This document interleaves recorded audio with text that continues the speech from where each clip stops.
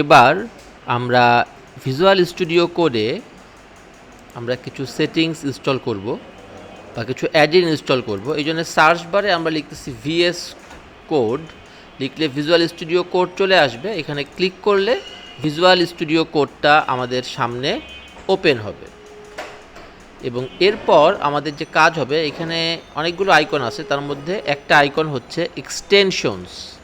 এই আইকনটাতে আমরা যদি ক্লিক করি তখন এখানে সার্চ করার একটা বার আসবে। প্রথমে আমরা কিছু এক্সটেনশন ইনস্টল করব। প্রথম ইনস্টলটা হচ্ছে পাইথন।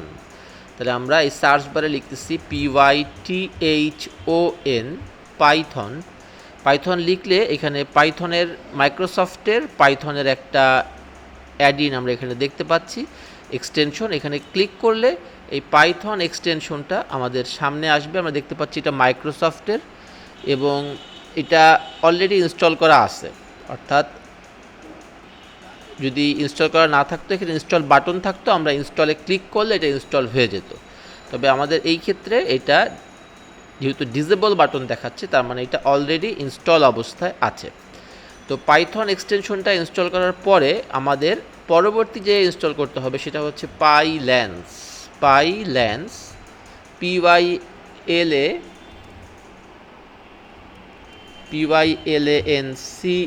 এভাবে লিখে যদি সার্চ দেই, পাইল্যান্স নামে একটা এক্সটেনশন আমাদের সামনে আসবে। এই এক্সটেনশনটা আমি নিলাম, সিলেক্ট করলাম এবং এখানে দেখতে পাচ্ছি যে এইটাও ইনস্টল অবস্থায় আছে। কাজেই আমাদেরকে এখানে ইনস্টল বাটনে ক্লিক করতে হচ্ছে না।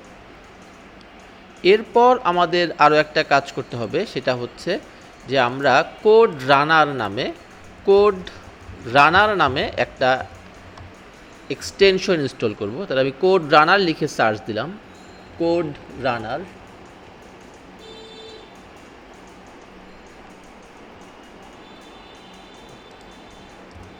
রানার লিখে আমরা সার্চ দিচ্ছি কোড রানার,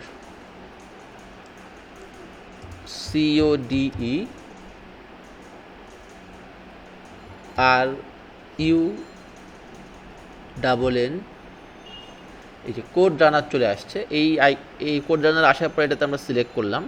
এটা হচ্ছে জুনহানদের ডেভেলপ করা একটা এক্সটেনশন। তো এটাও অলরেডি ইনস্টল হয়ে আছে, আর না থাকলে আমাদেরকে এখানে ইনস্টলে ক্লিক করতে হইতো। এই তিনটা এক্সটেনশন আমাদের সবাইকে ইনস্টল করতে হবে।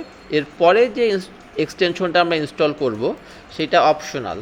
সেটা হচ্ছে আমার কোডটাকে সুন্দর করার জন্যে বা কোডটা যাতে দেখতে সুন্দর লাগে, এই কারণে আমরা একটা এক্সটেনশন একটা থিম ইনস্টল করি।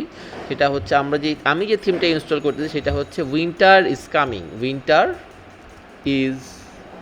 থিম। তো এই উইন্টার ইজ কামিং থিমটাতে আমরা ক্লিক করলাম।